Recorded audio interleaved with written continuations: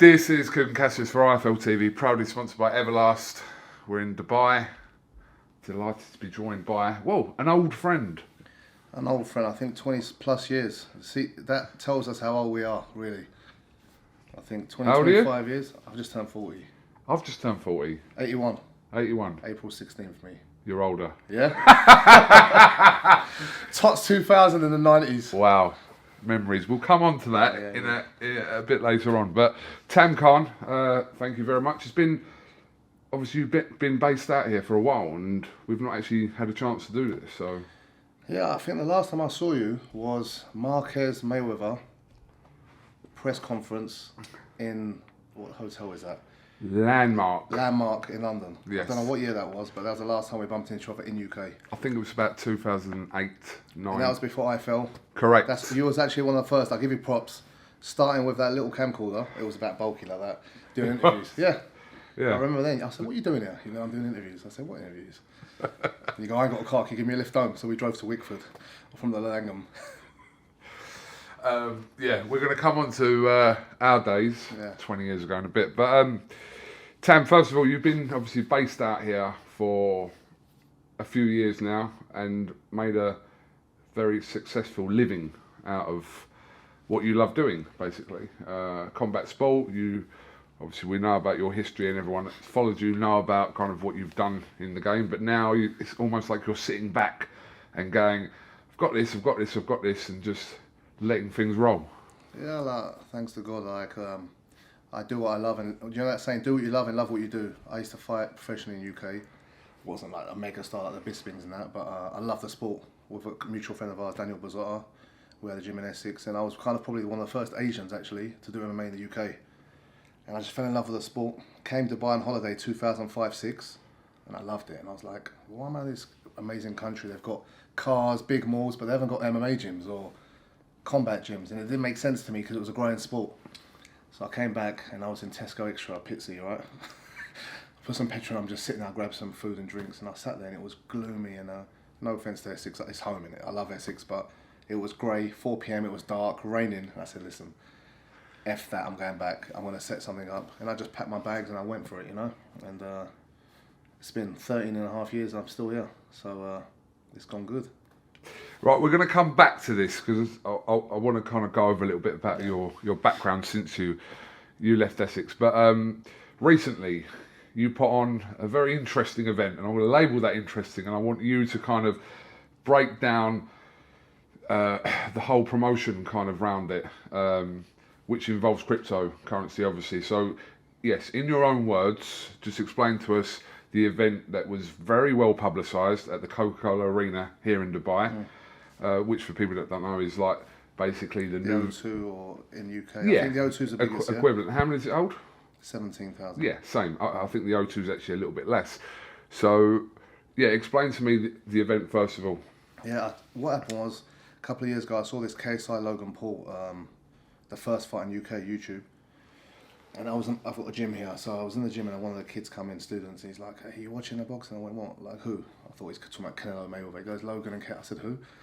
He goes, "Look," and he put on, it was live, and it was like, I don't know how many million people. I was like, why so many people? Who are these guys? And they're like, they're YouTube influencers, this, that.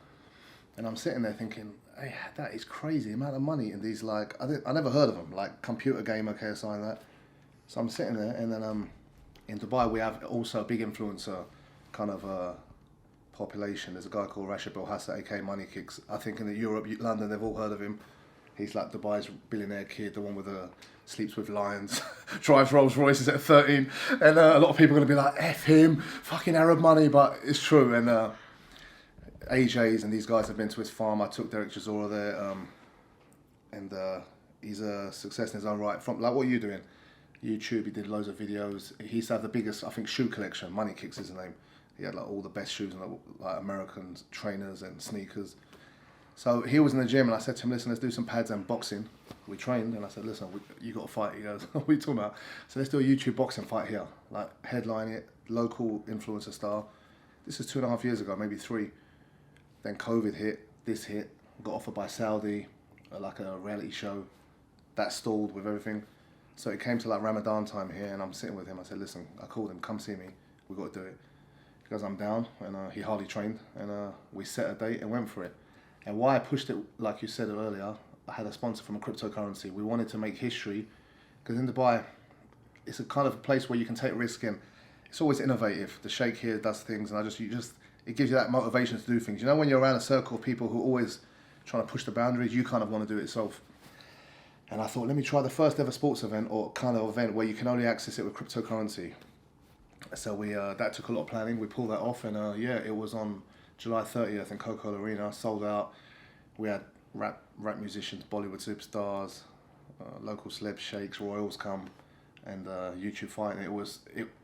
It had more of a reception than I thought it would be. It was more passion. I know there's a lot of boxing heads will say, it's not the same way, but end of the day, the coverage we got from it was crazy. Every mainstream newspaper, magazine, crypto magazines, Americans, from celebs all around the world. So it kind of did its work, and now we're looking to do the second part of that, and we're looking to make a kind of a league, like a whole kind of a tournament of it. Tam, in layman's terms, for people that are not kind of, because there is a lot of people out there not familiar with cryptocurrency, yeah? We've heard of it, but they might not know too much about it. So just break down for me the exact involvement in this event with the influencer in layman's terms. Cryptocurrency is like a cashless kind of system, like Bitcoin. You all heard of a Bitcoin or Ethereum. So this is a sponsor we had called CocoSwap. It was a new coin based here. It's like a gaming utility token. So I thought the bad thing about crypto is a lot of scam coins out there as well, which people are hesitant to invest in. So this coin, what I liked, is based here. They're doing games and NFTs. And what I thought, let me bring a utility to it where you have to get your phone, buy a ticket from that value of kind of tokens. So say, for example, Ringside's £500. £500 of tokens worth. Boom. You scan the QR code and you get a ticket. It was kind of hard. We pulled it off, and basically everyone in that arena had to have these tokens to get in. So it showed the utility use of it, but at the same time, the show pushed the rate up off the coin. So people not only got a ticket, watch a great show, but they're like, wait, I'm not selling this. I've made a lot of money, you know? So it's kind of like, I'm not saying buy or sell it, but it's just something where I think in that direction the whole world will go soon. I think it'll be an option with all ticket holders in the UK. You'll have a chance of paying by Bitcoin or cash, malls, shops, Tesco's. I think it's the future, and I thought I'd try and attack it now. Yeah, there's a lot of flaws to it, because when you're first at it and you're trying it, but I believe it's the future. I think the next few years, everyone's going to have that system. How much of it was a gamble financially for you to do it this way? A huge gamble, but sometimes you know how it is. Like when you start in any kind of business, you're not looking to make profit. You're looking to build a brand, build a system, and then later on, get that attention where what I wanted effectively worked. Made a great production show, a presentation, so future sponsors, future people can see that and say, well, they've done it, they've achieved it now. This is the next step where people want to get involved and get on board. So the next steps and the next few years is where you want to make money. But for me, it was more passion. Honestly, I had like goosebumps when I was watching the music, and I was sitting there thinking, I've never fought in a place like this myself. For these kids have never fought. They're walking out on this like big platform and podium and running around. It felt like WWE meets boxing. It was like that. So, obviously that was at the end of July, that show, wasn't it? Yeah. So now, obviously, 3 weeks on, kind of the feedback and looking back at numbers and figures, whether it works, first of all, because it all has to work financially as well as anything else. It's given you encouragement to kind of move on to a second show in this way. Yeah. The arena itself, I was chasing that arena myself for a long time, because we were actually the first combat event ever to be in that arena. No one ever took the risk, because, you know, it is selling out a show in a big stadium can look bad if you don't get tickets, and then it looks like a ghost town and you've got a camera, rather than people go to smaller halls. It looks good for TV. So we took a risk, and the guys were hesitant, we were a bit hesitant, but now they call me the next day, they call me that night, listen, let's make a meeting, let's do it again. And just the fallback and the press and the feedback. To this day, everywhere I go, wow, I loved it this day, it was amazing. We had women, we had demographics who ain't into boxing or sport, and they were like, this felt like Vegas, this is insane. So more motivation. The COVID rules are toning down more for the next date, which is better. There's an expo coming to Dubai, so more tourists will be. And we did it in the peak of summer, when a lot of the Arab or the UAE residents travel to Europe. So we took a risk with that, and just after Ramadan. So the dates weren't great. So when you do it in the winter time, it's peak time here. So I'm looking forward to the next one, inshallah, to see what we can really achieve. We look forward to it, and maybe I'll get myself out for it. Yeah, that was the only thing missing. I feel TV. I feel TV on stage. Just coming back to kind of since you moved out here, I think over the last few years I've seen so many different fights in boxing, more so being linked with, a big world title fight in Dubai. And I think, again, a mutual friend of ours in Ahmed Siddiqui, who obviously put on the show with D4G yesterday, is trying to build up the grassroots of Dubai boxing and get the people that are born here to kind of get to world title contention. But how difficult is it in general, do you think, for boxing to be recognised on a global stage in Dubai? It's difficult, but with the great work that Ahmed Siddiqui is doing and the federation, the Dubai Sports Council, it takes time. You've got to slowly, we're light years behind the rest of the world, like, because of the amateur pedigree, there's not really a system like you've got the ABAs or schoolboy system. So that's a bread and butter, how you learn your footwork, your lines, your jabs. So we're starting later, but like I said, bringing the Emirati kind of, what you're saying, the local talent, as in Emirati-based, like, indigenous people, that's what you want, because once you get one superstar hero they can look up to, then the kids in schools go, I want to do it. It's like Mo Salah probably in Egypt, or Filipinos when they see Pacquiao. You need one kind of face to be the face of it, whether it's a YouTuber or not, for people to go, because the parents are kind of hesitant. They're traditionally Muslim, conservative people. They don't want their kids here. I've got a gym, so when it comes to sparring, no, I don't want kids to do that. I want to do the karate. They think it's MMA, it's the karate thing. So you have to educate them. They like football, they like this. So very rarely you get talented kids, but the parents are like, I don't want him fighting. So they're very conservative. You've got to educate them with that. The more shows, the more spectacles, make it like that. And the more work like Ahmed Siddiqui does, or myself, or the UAE Federation, the more shows, the better. It just makes the sport better. But I reckon we're going to have someone on the world stage, Emirati, in proper professional boxing in the next 3 years, definitely, on a high level world stage. Whether it be an intercontinental kind of title, whatever, there will be. There's a few kids who they're building up here, and I saw in their gym round 10 and things like that. So who knows? It's just they need to get the rounds in, the experience. That's the biggest thing, getting the shows. The more shows, the better. I mean, you can train in the gym all the time. If you're not fighting or getting that feeling under the lights, it's different. You've spent, like you said, 13 years of your life here.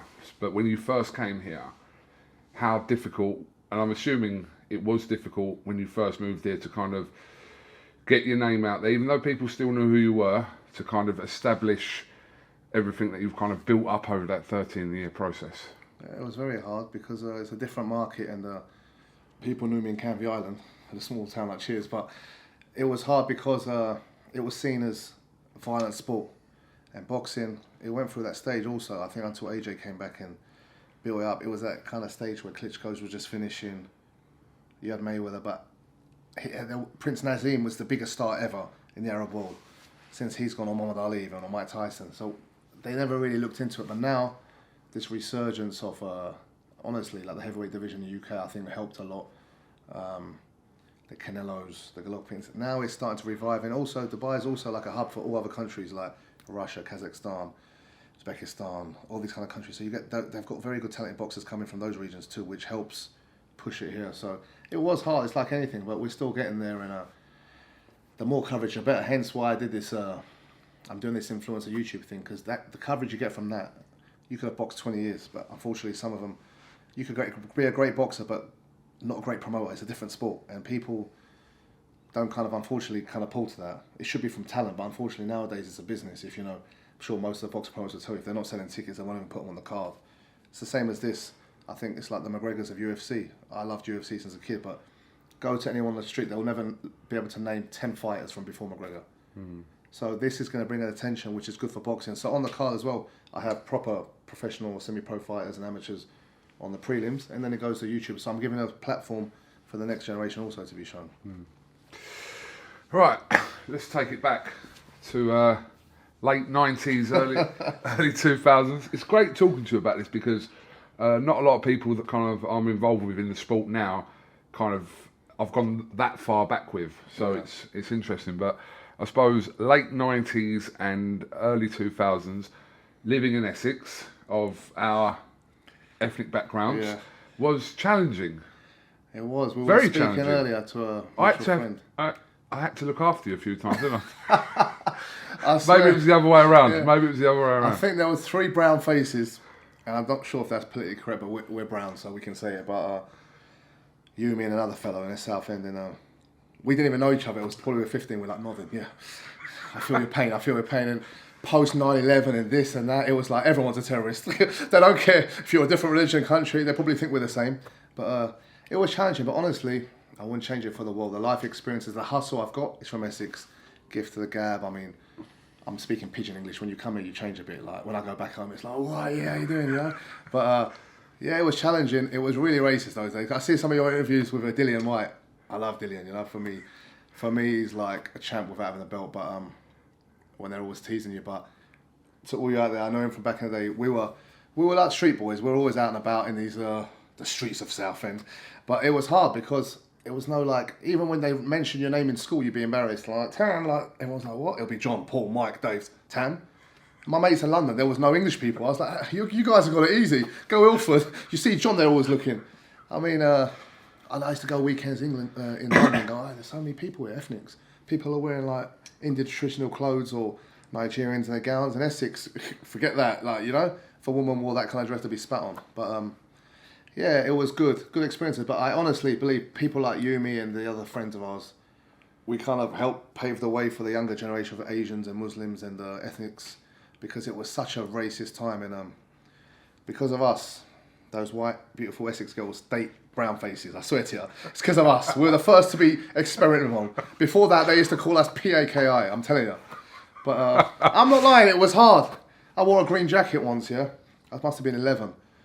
And I was on a bus and some guy goes, "I look shit on grass," and I'm sitting there like, I want to kill him. But I turned around, it was like year 11s, and I was like 10. I was like, oh, you know. And then I started getting aggressive after that. Damn, you know what?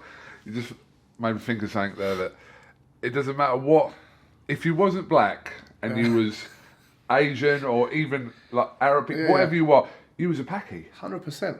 To everyone, you could have been Sri I've Lankan, got called Indian. Paki, nigger, coon. I'm sorry to say, I've been called everything. Even when I've, like, whatever you say, I've been called terrorist. Like, even after 9/11, I had fights, you could hear some things like Bin Laden, Al Qaeda. And I'm looking on the way to the ring, I'm walking going, yeah, I'm going to kill you after, you know. But you know what? It wasn't even, for me, I'm not defending it. They weren't dirty racists or They were ignorant. uneducated. Yeah, ignorant. My and school was in a council estate area. Yeah. Like, if you go a Paki shop, I'd call it a Paki shop. You know, you'd say the CHINKY. Like, I don't know what's politically correct now. I'm not saying in a racist way, but you want a chinky, they'd say. But like, we didn't know, because to us it's not racist, because we're like ethnic. We felt it, but we mingled and had a lot of fights and this and that, and then started doing Maine. And yeah, once you start getting that respect, and they're like, oh yeah, you can have it a bit and this, then you pave the way. Then people would call me from the community, I've got a problem here and that, and it was just. But honestly, like, it makes you who you are. Like, in my belief, and people don't realise how we had it. Like, literally, you were in Wickford, I was in Canvey Island, we were in Southend. It was the 3 or 4 of us, and everyone knew each other. You just walk and nod. Could be a Jamaican from like Peckham come down for the week in Southend. You wouldn't know me. I'd be like, what's that? You know, it was that, wasn't it? Yeah. It's like, yes, someone ethnic. So you kind of walk around with them. Yeah. And, then you see a family of like Bengalis, bless them, and like all traditionally dressed, and on the day out south, and I'm like, please God, no one attack them, please. So I'll be hovering around them, because you know, Yeah, 100%, someone's drinking on the south. 100%. I'd always be Yeah. nervous, thinking, please, someone's drunk, throws a Smirnoff Ice, you know. So it was like that, but it's changed a lot when I go back there now. It's unrecognisable. Those immigrants have took over, as they say.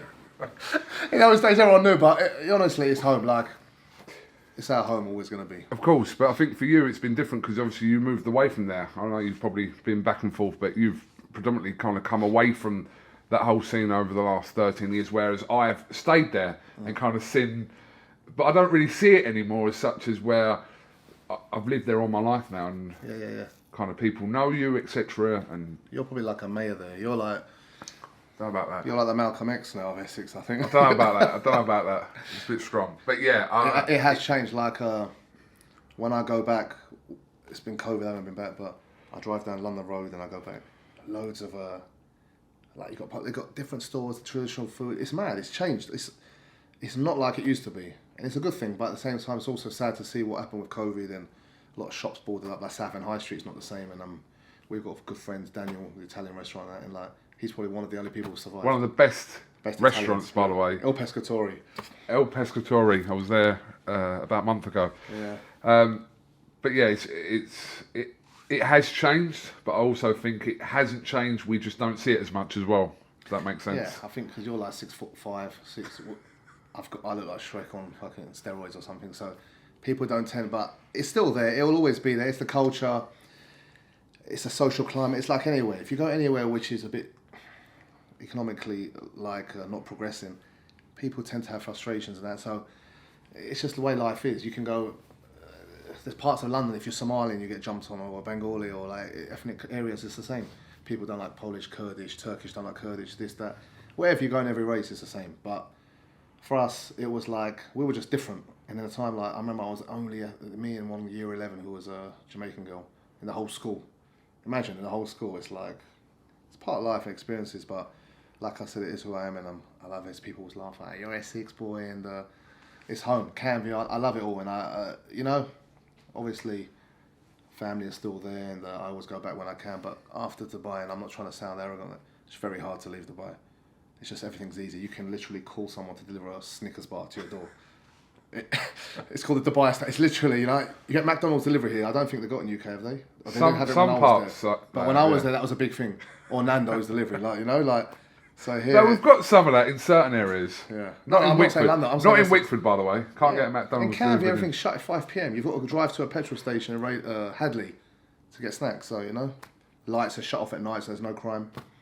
That's the last time I was there. So yeah, but honestly, it's home. But I love it, and yeah. So Coogan, literally, he was around in those days. He was a bit of a street guy.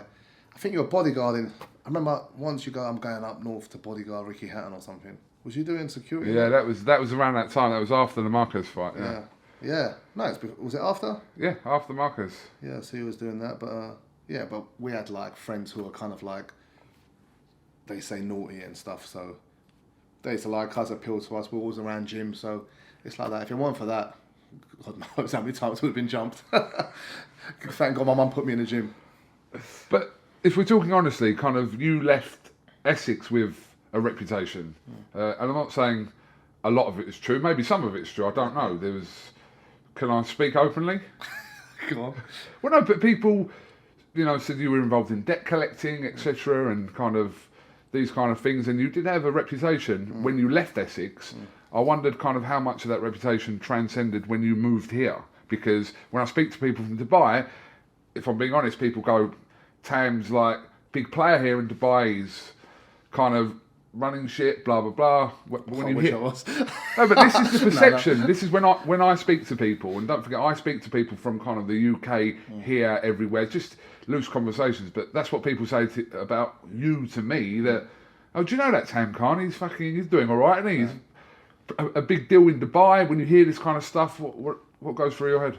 I hear this, I hear that, but it's social media, no? It's like, I'm one of those people, I like to enjoy life too. So if I work, everything's for my family and that. I want to live comfortable. What's the purpose of life if you're not going to enjoy it? I'm not going to be those guys, make money, hold it, one day, I'll take it to my grave, no. And I believe giving, like, you're going to get rumours, yeah, I was aggressive, but as you said before, we were in a city where we were the only brown faces. Where literally, in any club, someone doesn't like you're talking to that girl. What's that Packy talking to that white girl? Oh, come on, mate, come on. A bottle comes flying off. So you had to do things, but rumours start because people think you're wearing leather jackets, you're driving around in nice cars. Yeah, we were hustlers all the time, but I'm personally friends with one of the Sheikh's rulers here. They would never be friends with someone like me with their protocol system and other friends. So, you know what I mean? Like, it is what it is, and people, I think, it's just the way they look. If you walk around Dubai tomorrow, like, you got the nice rollie on the test, everyone will be like, he's a drug lord, he's this and that. No, I'm telling you, because they see all these kind of Dutch people here, so it's just the way it is. People are going to say that, that girl's with him because he's got Arab money, like, I wish she was, do you know what I mean? It's the way it is. But that's society, it's jealousy. Look, you can ask all these boxers you have who are next level success to what I've done, like on the stage. The abuse, like say someone like AJ gets, what he's done for boxing, they'll abuse him. Dillian White, who's 5 years waiting in line, done it all, entertaining, he'll get abused. Oh, he's too thug, he's this, he's... You can't win. You can either be the nice guy, yeah, I want to fight, how are you guys, a peaceful guy, or everyone's got a character. But I will say one thing, in any conversation I've had with anyone, and it's over a few years, it's never anything negative. It's just kind of the connotations around people labelling you as very influential in Dubai, very powerful in Dubai, those kind of connotations. But I suppose that just by looking in, you've built what you've built, but you've done it yourself. Yeah, but it's just, I've worked hard in my industry, and it's not proud, it's just like I work hard and I try and build stuff. Same as you've done in the YouTube industry. Like, I see a lot of these other channels coming, but you're the kind of pioneer, so what everyone does, you've paved the way. I paved the way for the MMA world and this and that here. So I keep trying to do new projects and this is the next step with the influencer thing. And when I'm in that and I see these kids and the following, I'm like, I am nothing. Like, these kids, like I'm sitting in malls and restaurants with these kids like Money Kicks. People are running. The kids, the pictures they get and the smiles they have, So it's a different world there. But for me, I just like to be in the background, play with my kids, make enough to be secure and enjoy life. For me, that's the goal. I can see you half struggle to take a compliment because I'm not used to it. It's like as long as you filter this nose on that thing, No, like I said, it's not negative stuff. It's just, like I said, it's people's perception of you. And I think especially people that followed you on social media, people that know you, maybe people that haven't seen you in 13 years since you've been out here. Yeah, I go back to Essex. Someone goes, I ain't seen you in a few weeks, mate. I'm like, it's been 13 years. That's Essex for you. Like, I walk in the gym, I ain't seen you in a few weeks. I went, yeah, just had sickness I've had the flu. But yeah, it is what it is. And but alhamdulillah, I keep trying. I'm always reinventing certain things and trying new things. For example, went for MMA to gyms to events to now the influencer game to crypto. And we also got a big project with the influencer game with our partners Influencer Me. We've got huge projects regarding like making like in-house villas, studios, YouTube tutorials, how to develop young kids who want to go into that YouTube world, So the only disappointment, honestly, since I've moved is I feel I've never come to cover any of our things. So that's got to change, you know what I'm saying? I thought we'd go way back when you were getting chased by the neo-Nazis in Combat 18, I was there taking it, He was there. Every kick I took, you took. BMP. Oh dear. I feel like that is still a separate video of some of them down the front. Like horrendous. I'm not even going to say the places' names, but yeah. I even did the doors on a place in Purfleet. You've heard of Purfleet, yeah? Of course. By the docks. And one day I did something to someone and I realised there's a certain family who live near there, a notorious family, they were coming over. I was like, this is just what I need now on a Friday night for like 50 quid an hour, those days. But it's an experience of life, with me, where I've never been a world class, I've never been a Darren Till and any of that, but I don't back down from, I've always had bravery and balls, if you want to say, So my mum installed that with me, but we didn't take shit, we couldn't to survive. Like, people think, hey, you're not from Compton, they'll be sitting there, but no, it was worse.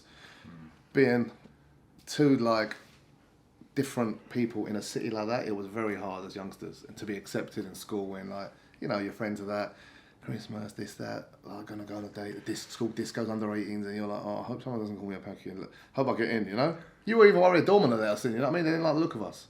But then got to an age where I knew all the doormen, and I'd be a prick and park right outside and just walk in, I had that stage too, I won't lie, I was a prick. There's always a stage of that, of almost the people that have maybe said something or done something or stopped you from, I don't know, getting into a VIP area or whatever anyway. But yeah, I had a list. I remembered everyone when I was young. I was thinking, I'm going to remember you when I'm older. I'm going to catch you up. Okay, well, Tam, listen, appreciate your time. It's been very insightful. It's good to catch up with you and kind of explain kind of your future plans and obviously a little bit of feedback from your show you had recently. So on to the next, and just keep moving. Yeah, and hopefully we'll see you soon there at the next show, so you can give an insight to your audience of what we're doing. 100%. Tam Khan, thank you very much for talking to IFL TV. We'll definitely catch up with you again soon. Best of luck with your show next month, and we'll speak soon.